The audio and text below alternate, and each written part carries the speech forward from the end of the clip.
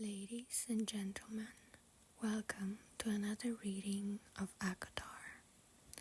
Chapter 3. The trampled snow coating the road into our village was speckled with brown and black from passing carts and horses. Elaine and Nesta clicked their tongues and grimaced as we made our way along it, dodging the particularly disgusting pots. I knew why they'd come. They'd taken one look at the hides I'd folded into my satchel and grabbed their cloaks. I didn't bother talking to them, as they hadn't deigned to speak to me after last night, though Nesta had awoken at dawn to chop wood, probably because she knew I'd be selling the hides at the market today and would go home with money in my pocket. They trailed me down the lone road, wending through the snow-covered fields, all the way into our ramshackle village. The stone houses of the village were ordinary and dull, made grimmer by the bleakness of winter. But it was market day, which meant the tiny square in the center of town would be full of whatever vendors had braved the brisk morning. I don't know why I turned British just now. From a block away, the scent of hot food wafted by, spices that tugged on the edge of my memory, beckoning. Elaine let out a low moan behind me. Spices, salt, sugar, rare commodities for most of our village, impossible for us to afford. If I did well at the market, perhaps I'd have enough to buy us something delicious. I opened my mouth to suggest it, but we turned the corner and nearly stumbled into one another as we all halted. "May the immortal light shine upon thee, sisters," said the pale-robed young woman directly in our path. Nesta and Elaine clicked their tongues. I stifled a groan. Perfect. Exactly what I needed. To have the children of the blessed in town on market day, distracting and riling everyone. The village elders usually allowed them to stay for only a few hours, but the sheer presence of the fanatic fools who still worshipped the high fae made people edgy. Made me edgy. Long ago, the high fae had been our overlords, not gods, and they certainly hadn't been kind.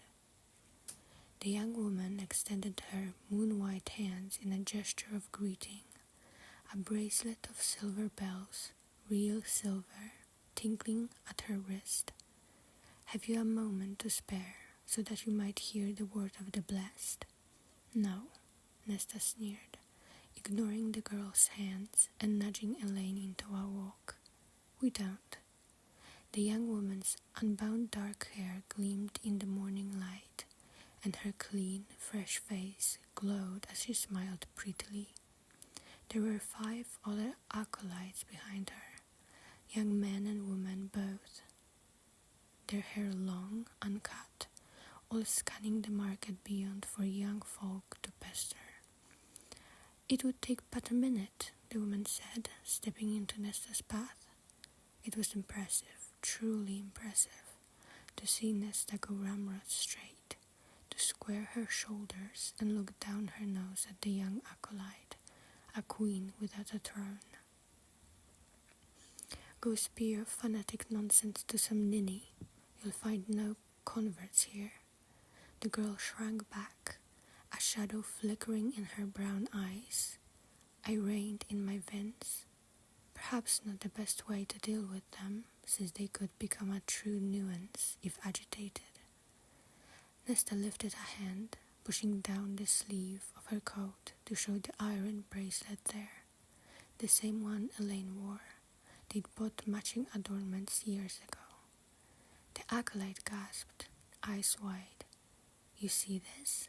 Nesta hissed, taking a step forward. The acolyte retreated a step. "This is what you should be wearing, not some silver bells to attract those fairy monsters. How dare you wear that vile affront to our immortal friends? go preach in another town, Nesta spat.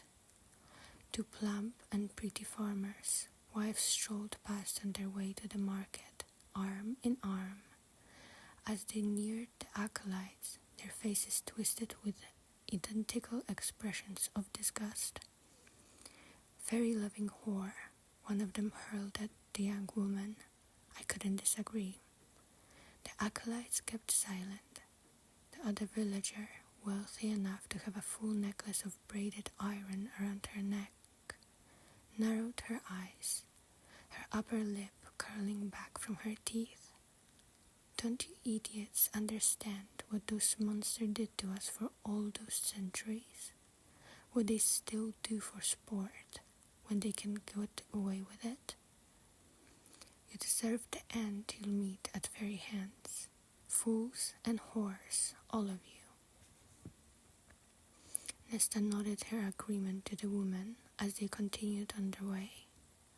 We turned back to the young woman still lingering before us, and even Elaine frowned in distaste. But the young woman took a breath, her face again becoming serene, and said, "I lived in such ignorance too, until I heard the word of the blessed. I grew up in a village so similar to this, so bleak and grim. But not 1 month ago, a friend of my cousin went to the border as our offering to Prithian, and she has not been sent back. Now she dwells in riches and comfort as a high-faced bride, and so might you if you were to take a moment to—" "She was likely eaten," Nesta said. "That's why she hadn't returned. Or worse, I thought, if a high fae truly was involved in spiriting a human into Prithian.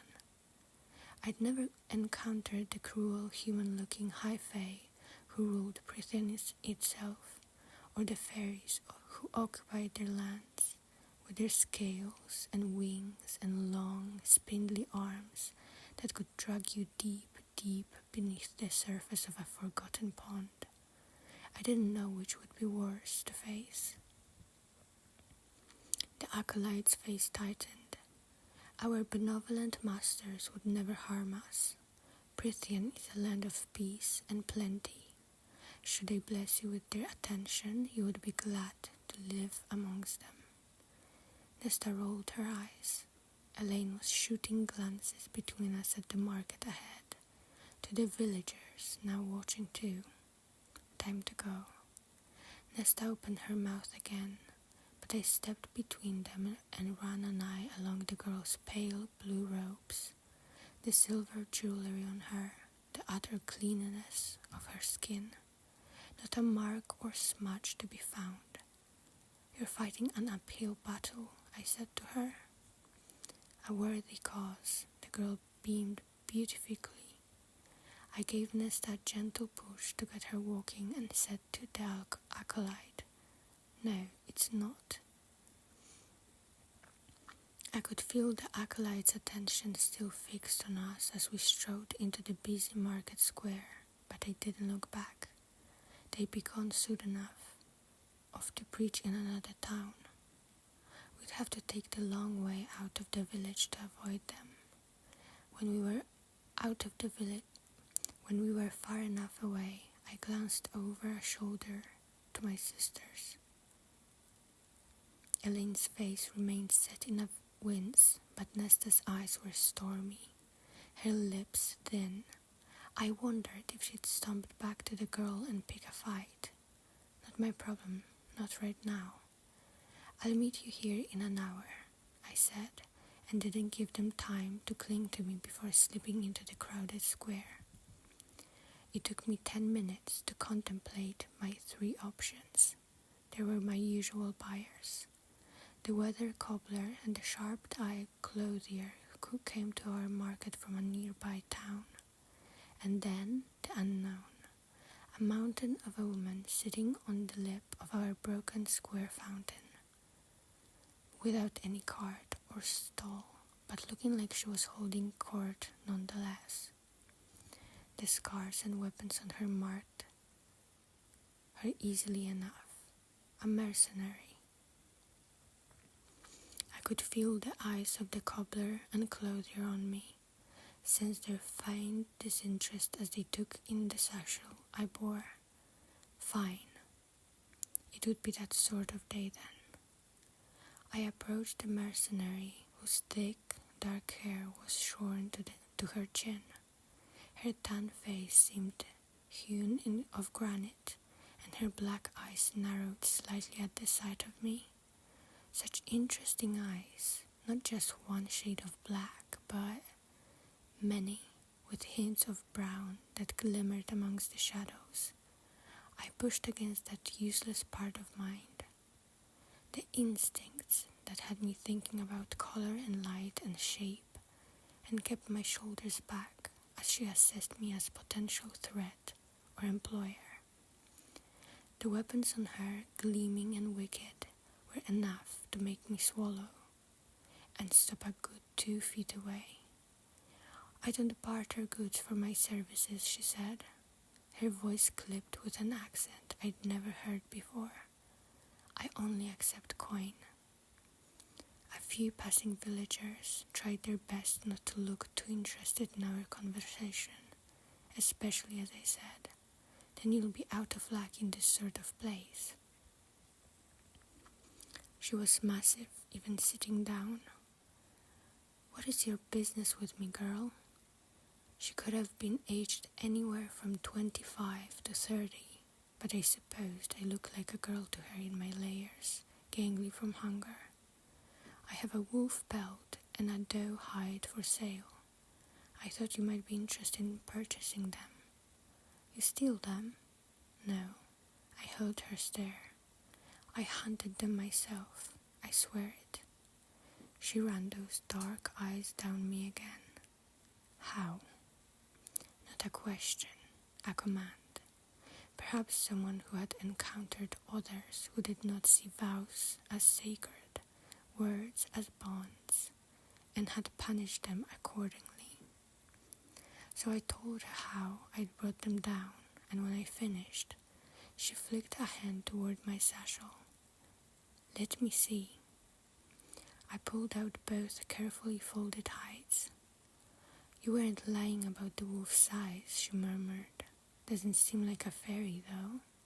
She examined them with an expert eye, running her hands over and under. She named her price. I blinked, but stifled the urge to blink a second time. She was overpaying, by a lot. She looked beyond me, past me. "I'm assuming those 2 girls watching from across the square are your sisters. You all have that brassy hair and that hungry look about you." Indeed, they were still trying their best to eavesdrop without being spotted. "I don't need your pity." "No, but you need my money, and the other traders have been cheap all morning. Everyone's too distracted by those calf-eyed zealots bleating across the square." She jerked her chin towards the children of the blessed, still ringing their silver bells and jumping into the path of anyone who tried to walk by. The mercenary was smiling faintly when I turned back to her. "Up to you, girl." "Why?" She shrugged. "Someone once did the same for me and mine, at a time when we needed it most. Figure it's time to repay what's due." I watched her again, weighing.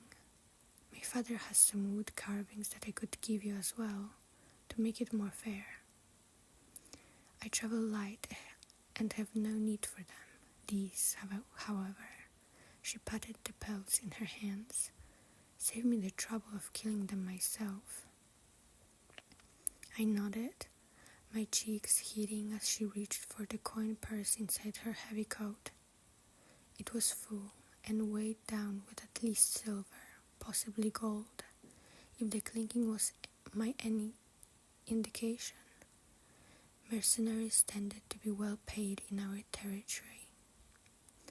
Our territory was too small and poor to maintain a standing army to monitor the wall with Prithian, and we villagers could rely only on the strength of the treaty forged 500 years ago, but the upper class could afford hired swords, like this woman, to guard their lands bordering the immortal realm.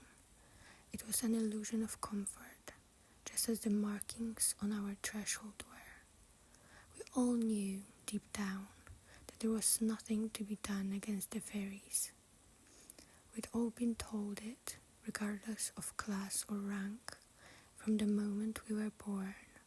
The warnings sung to us while we rocked in cradles, the rhymes chanted in schoolyards. One of the high fae could turn your bones to dust from 100 yards away. Not that my sisters or I had ever seen it. But we still tried to believe that something, anything, might work against them if we ever were to encounter them. There were 2 stalls in the market catering to those fears, offering up charms and baubles and incantations and bits of iron. I couldn't afford them, and if they did indeed work, they would buy us only a few minutes to prepare ourselves. Running was futile, so was fighting, but Nesta and Elaine still wore their iron bracelets whenever they left the cottage. Even Isaac had an iron cuff around one wrist, always tucked under his sleeve. He'd once offered to buy me one, but I'd refused. It had felt too personal, too much like payment, too permanent, a reminder of whatever we were and weren't to each other.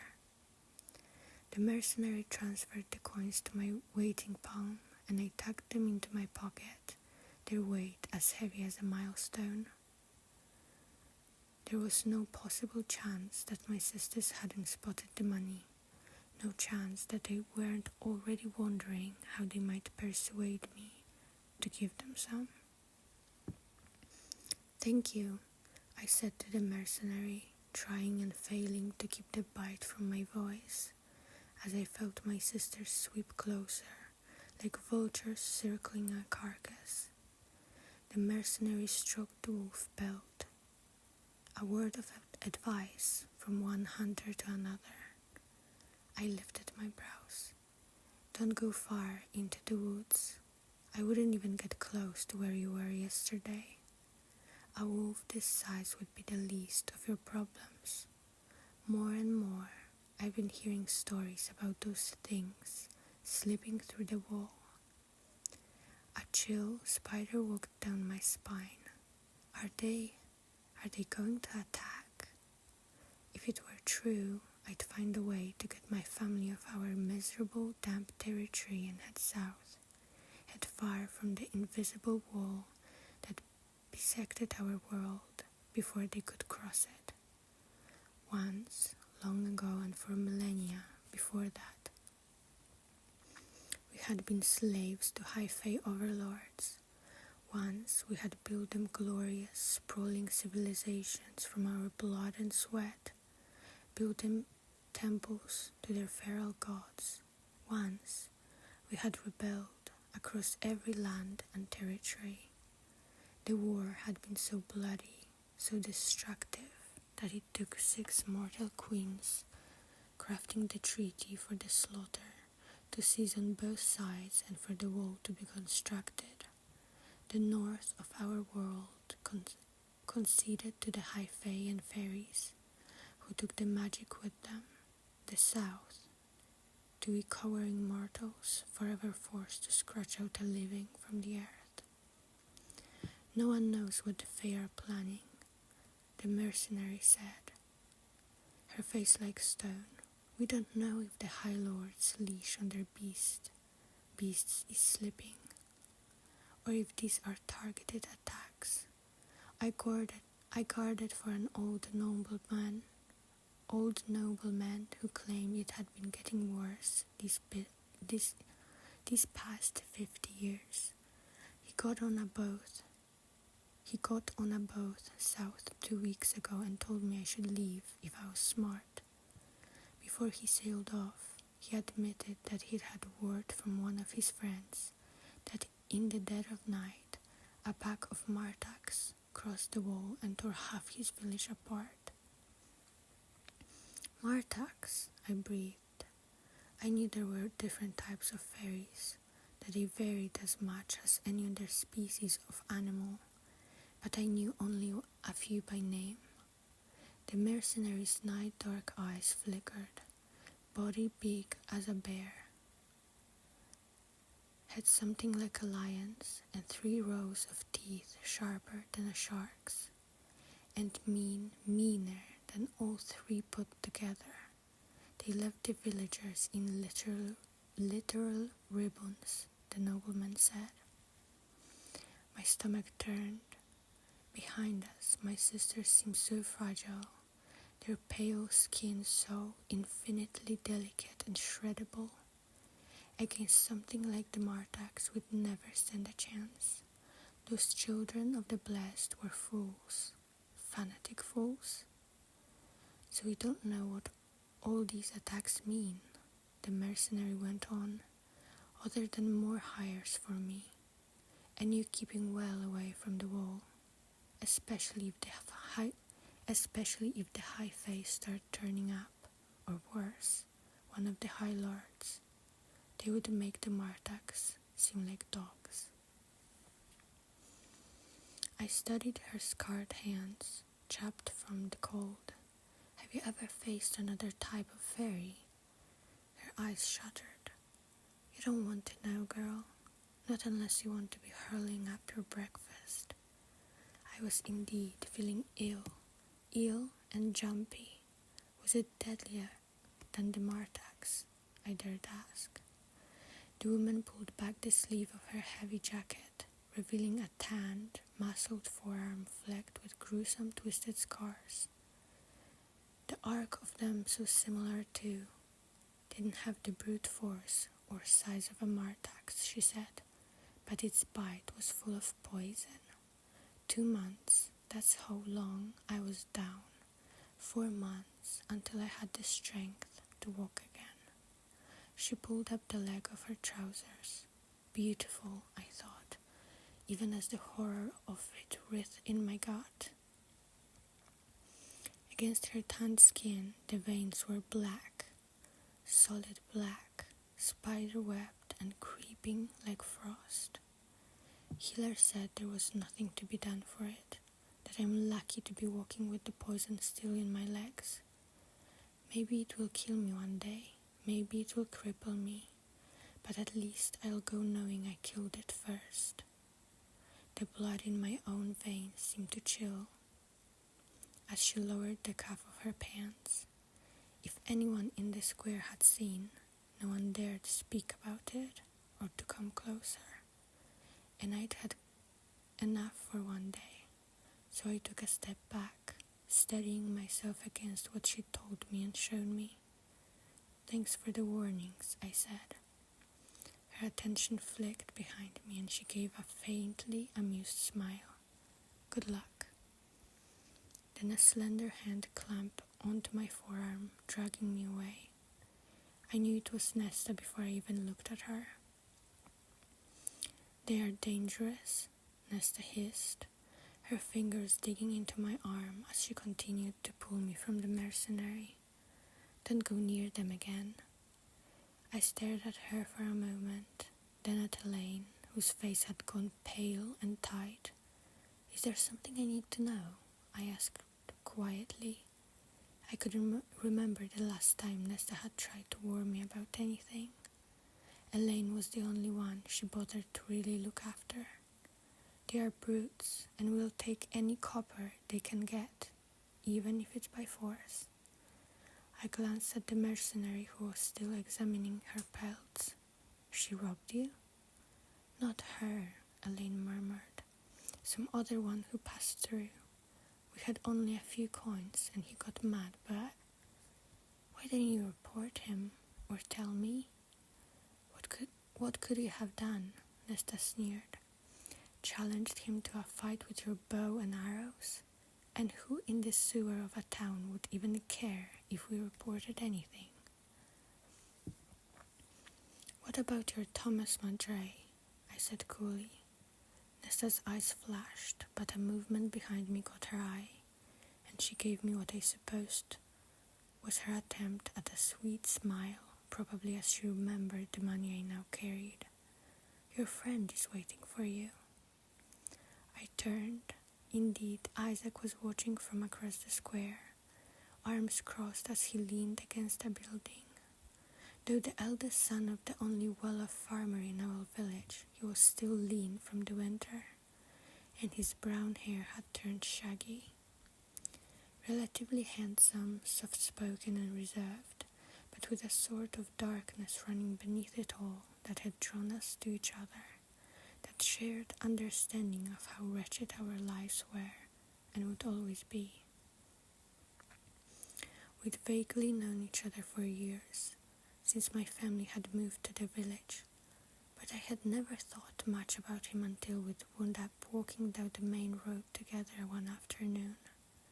We'd only talked about the eggs he was bringing to market, and I'd admired the variation in colors within the basket he bore, browns and tans and the palest blues and greens.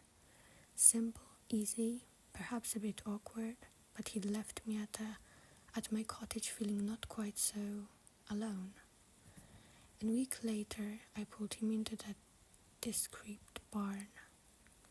He'd been my first and only lover in the 2 years since. Sometimes we'd meet every night for a week, others we'd go a month without setting eyes on each other. But every time was the same, a rush of shedding clothes and shared breaths and tongues and teeth. Occasionally we'd talk, or rather, he'd talk about the pressures and burdens his father placed on him. Often we wouldn't say a word the entire time. I couldn't say our lovemaking was particularly skilled, but it was still a release, a reprieve, a bit of selfishness. There was no love between us, and never had been, at least what I assumed people meant when they talked about love. Yet part of me had sunk when he'd said he would soon be married. I wasn't yet desperate enough to ask him to see me after he was wed. Isaac inclined his head in a familiar gesture and then ambled off down the street, out of town and to the ancient barn where he would be waiting. We were never inconspicuous about our dealings with each other, but we did take measures to keep it from being too obvious. Nesta clicked her tongue, crossing her arms. "I do hope you two are taking precautions." "It's a bit late to pretend to care," I said, but we were careful. Since I couldn't afford it, Isaac himself took the contraceptive brew. He knew I wouldn't have touched him otherwise. I reached into my pocket, drawing out a 20-mark copper. Elaine sucked in a breath, and I didn't bother to look at either of my sisters as I pushed it into her palm and said, "I'll see you at home."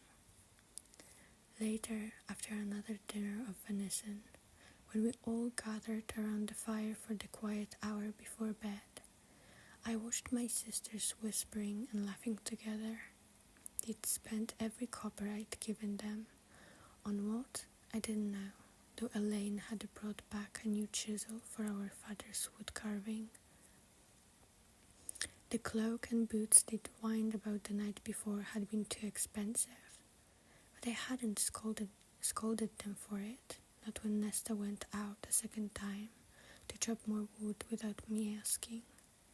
Mercifully, they'd avoided another confrontation with the children of the blessed.